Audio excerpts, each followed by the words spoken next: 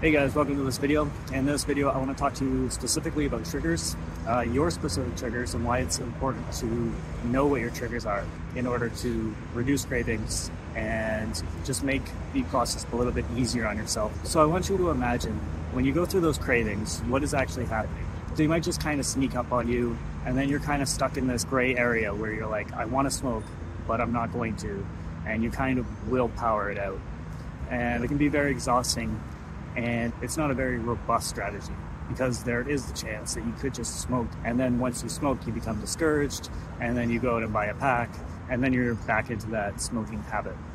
Instead, if we are aware of the triggers that we have and we acknowledge them, when they happen we can catch them, we can be aware of them, and they're not as intense or they're not as frequent as they used to be. And I'll give you an example of this.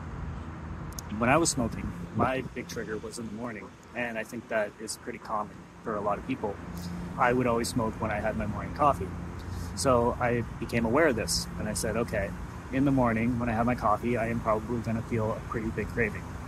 And simply by being aware of this fact that I will probably feel a craving when I drink my coffee, it would significantly reduce the craving, and sometimes it wouldn't even come up at all because I would be expecting it rather than reacting to it.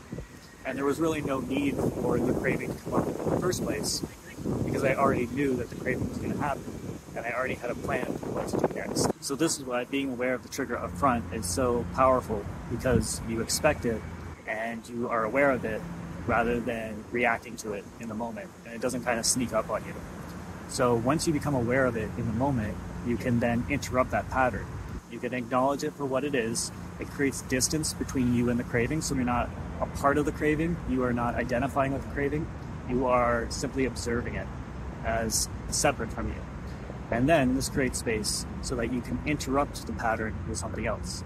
So what I would do is I'd go for a walk. So I would drink my coffee, and then I'd go for a walk, and then whatever craving that I did have, it would subside dramatically.